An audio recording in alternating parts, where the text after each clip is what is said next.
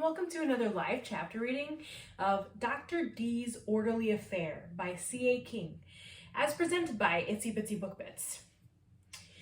Chapter 1, Emily. Whoever said silence was golden was wrong. Being alone with one's thoughts was as loud as, if not more than, the emergency room she worked in. For her, music was what soothed both the soul and mind, blocking out everything else, even if it was only for 15 minutes. Breaks were too short, especially for the hours being put in, and she wasn't even a nurse yet. That was still to come in her journey. A grape popped into her mouth, tongue swirling it about, relishing in the feel of the cold, smooth texture of its skin before her teeth chomped down. A burst of cool, sweet flavor exploded, refreshing her palate. It was one of nature's ways of dealing with thirst. Ow! She almost spit. She hated surprises. Most people failed to realize not all of them were good. In fact, some weren't nice at all. Sneaking up on a person like a ninja topped that list. Touching them without warning was even worse. The one she just experienced wasn't a gentle tap either. Instead, it was more of a hard poke, the sort best effective when applied under the ribs. Luckily, it was just below her shoulder blade on her back. A yank pulled the buds from her ears. What? The nurse behind her stood, one hand on each hip, with the you-know-what look plastered to her face, the sort only Vivian can get away with. In a way, it matched the flower print garb she wore every day perfectly. She was loud, bossy, and a veteran of the hospital staff. To think all those years she put in were served in one of the worst places, too, the emergency room. I have 11 minutes left, Emily whined. It's all hands on deck, Vivian barked back. You can have your minutes later. We have an emergency en route. How bad? Vivian's penciled-on eyebrows rose slowly, before finally forcing together to form a pronounced frown. It's always bad, she huffed. Her chiseled-on expression softened slightly. This time it's kids. A school bus rolled over on the highway. ETA in less than 5 minutes. And it's bad enough to need me? Emily asked, her voice squeaking. Confidence wasn't her forte. She was a simple orderly, not a sought-after medical professional. The job wasn't as bad as it sounded. Working with people was what she enjoyed the most, even if it was merely assisting with the patient's daily living activities. Besides cleaning, feeding, bathing, dressing, and transporting patients from one place to another, she aided with some nursing duties as well. It was all part of her own personal 5-year plan, involving work experience, coupled with a harsh regimen of schooling, the combination of which tended to run her days completely around the clock. It was the ending, which was what mattered most, though. An enrollment in a program known as Nurses Without Limits, the equivalent of Doctors Without Borders. You know darn well there is a high demand for orderlies, especially ones with your skills. Simply having someone know how to perform basic nursing duties is enough to take some of the strain off of the rest of the staff in a busy emergency room. Vivian's eyes bulged. Well, get your tush in gear. There's no time to wallow in glory with this job. There are lives to save and bedpans to change. Yes, ma'am, Emily replied, firing off a quick salute. For anyone who worked in the medical profession, talent was a requirement of his or her job. Years of experience was the tool which made anything burdensome slightly easier to handle. Neither guaranteed success, of course. Failure, for the most part, meant someone wound up dead. It wasn't an easy way to live, but that was what set nurses apart from others. That was what made them different, special. That was why she wanted to be one. The pain, the joy. Only members of the nursing community knew the true extent of those mood swings, minute to minute, hour to hour, day to day, week to week. The glass double doors slid open as the two women approached. For now, the corridors were quiet, empty. That was about to change. She'd only been at Eastport General for a year and a half, but had seen similar situations to the one unfolding happen time and time again. Crowds of distraught patients filling beds and chairs around every corner. Too many for the number of examination rooms available. Family members with worry etched onto their faces, pacing the waiting area. Pain, sadness, despair. Sirens wailed in the distance, reminding all that the time was nigh. Suddenly, it was as if the director of a major movie called for places. Nurses stood at the ready by their stations. Doctors downed last-minute cups of caffeine. Technicians and maintenance workers alike readied their carts for what was sure to be a long night ahead. On some days, being stationed in the ER was the greatest gift of all. On others, it was more of an inhumane curse. "Orderly!" the voice came from behind her. "A mask is required. If you don't know the new rules, I suggest you read them over again, and this time, memorize them." The rules were everywhere, and had been for over a couple years. It was impossible to avoid them. Every single detail was etched into the minds of the members of the staff. Safety came first. It had to, or they'd end up the patients, or so they were told. Truth be known, the defense they were adding to thwart any virus was only paper thin. Wearing protection was more a morale booster than anything else. Only a full hazmat suit was an adequate safeguard. She had yet to see a breakout considered serious enough for that one yet, though. "Yes, doctor," Emily replied, even though her break wasn't technically over. Being lax about protocols wasn't helping further her career. 2 elastics extended around her ears, mouth and nose immediately fully covered. Next, plastic snapped on each of her hands, after which they remained held high in the air. Even with the gloves on, it was better not to touch anything where possible. Playing the part, the same as everyone else on the hospital's payroll, was an unspoken obligation each staff member attempted to fulfill. Of course, the public's mental health had to be taken into consideration as well. Carrying on life in as normal a manner as possible eased worried minds.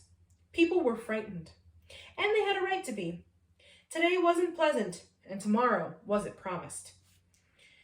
Between an ongoing pandemic, budget cuts, and a lack of beds, hospitals were hit hardest over the past couple of years.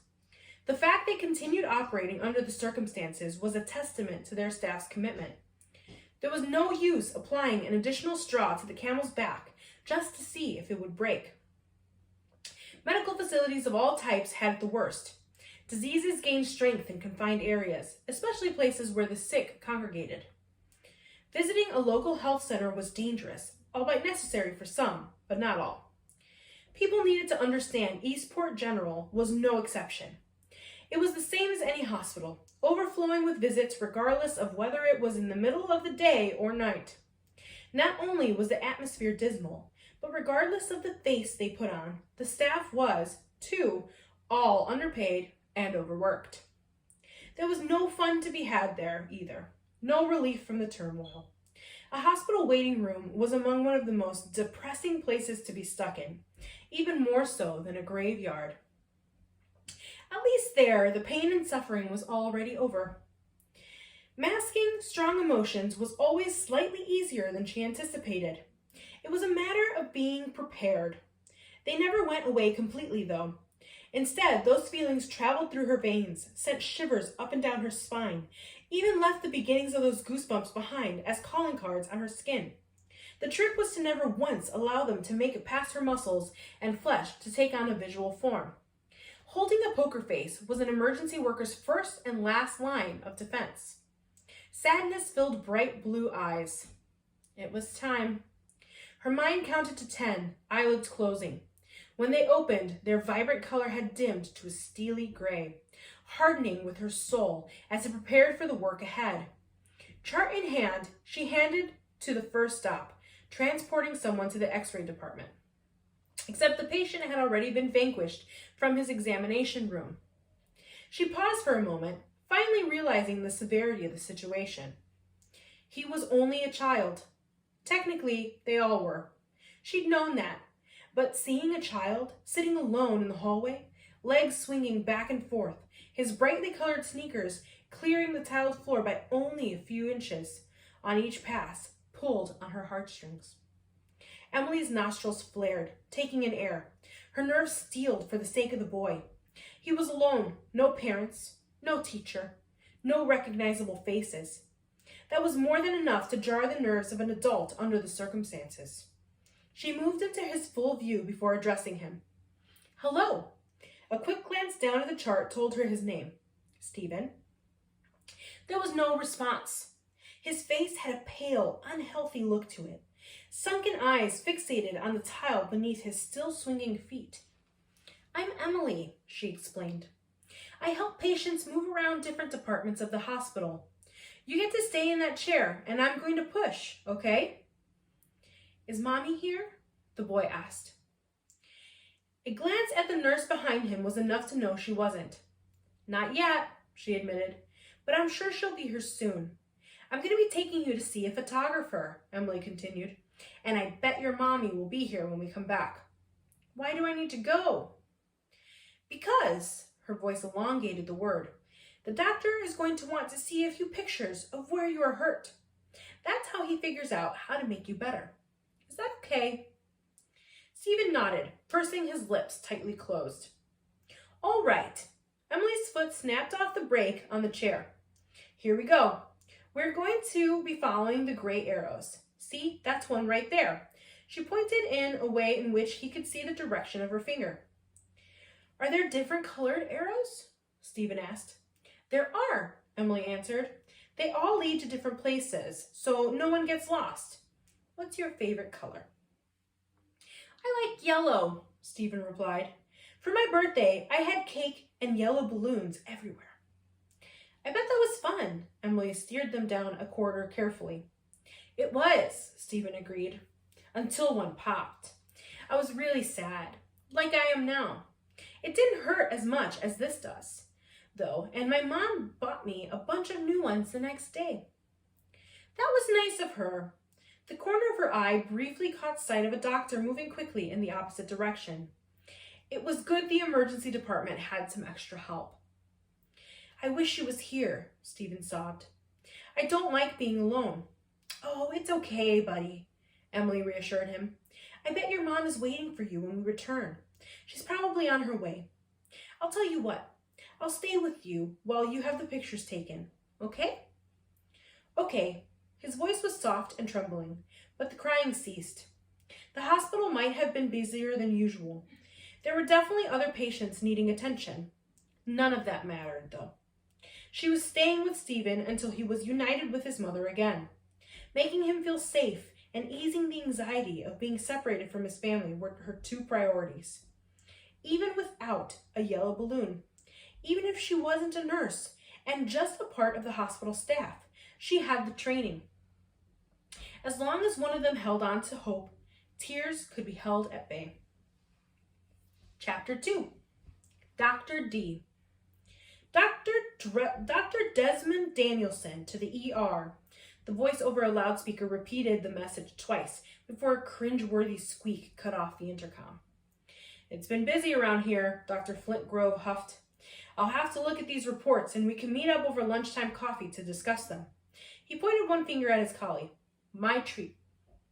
"As long as the situation isn't too serious," Desmond replied, keeping his cool. "Hopefully I'm not needed for too long."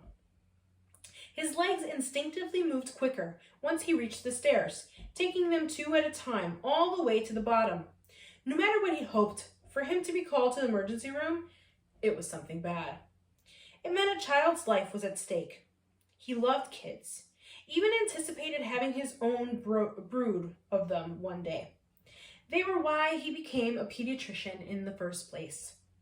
It was no easy task, spending an additional 4 years of his life training above and beyond normal medical school, but it was worth it. With all the training, he could make a real difference in the lives of children. That was what mattered most, helping the most vulnerable, those under 18, in their hour of need. Patients recovered faster when they felt emotionally bolstered. It all came down to the simplest things. He wasn't the type who smiled in the cold and distant way most professionals did. There was nothing fake about his expressions. The ill knew that. They felt his sincerity. That was what made him an exceptional doctor. He cared, and it showed. All right, and that's all we have for today. I hope you enjoyed the chapter reading. Good night.